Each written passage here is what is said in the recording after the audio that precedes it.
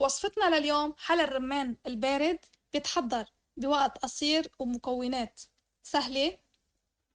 فضلا لا تنسوا الضغط على زر الإعجاب وتفعيل جرس التنبيهات أسفل الفيديو ومشاركة الرابط مع الأهل والأصدقاء. ببدأ بكوب من السكر، كوب من الطحين، بنزل عليهم بليتر من الحليب السائل. إذا مش متوفر الحليب السائل بتضيفوا لكل لتر من المي كوب من حليب البودرة، أو لكل كباية مي 3 ملاعق من حليب البودرة. فيكن تحطوا نص الكمية. بحركن على البارد وبنقلن على نار متوسطة، ببقى عم حرك فيهم تيشتد المزيج. بس يشتد المزيج بنزل فوقهم حوالي 3 ملاعق من الزبدة. فيكن تستغنوا عن الزبدة بهالوصفة، بس الزبدة بتعطيها قوام كريمي. وملعقة من الفانيليا. بحركن لمدة دقيقتين على نار خفيفة، طفي النار تحتهم. هلأ بصينية حجم وسط، أي صينية موجودة عندكم، رح نزل طبقات البسكويت.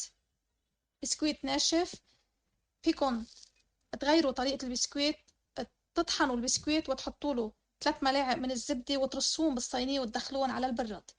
هلأ رح نزل مزيج الحليب بالطحين فوق البسكويت. الطبقة التانية رح اتركهم يبردوا على جنب. وهلأ عندي هون فرطت حوالي 3 حبات من الرمان. على قد ما بتحبوا الرمان فيكم تكتروا بهيدي الوصفة.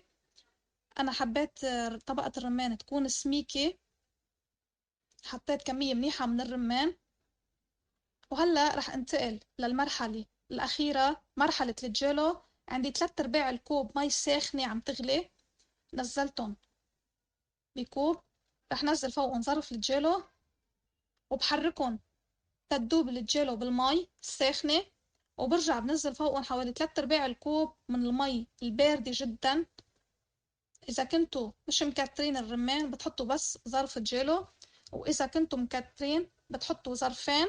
وبتزودوا بكمية المي كوب ونص من المي الساخن وكوب ونص من المي البارد جدا. وبتنزلوا الجيلو فوق الرمان وبتحطون تيبردوا على جنب. بترجعوا بتدخلون على البراد لمدة ليلة كاملة تيتماسكوا. بتمنى يكون عجبكم الفيديو، وبتمنى تشاركوا الفيديو مع أهلكم وأصدقائكم. بشوفكن على خير بالفيديو اللي جاي.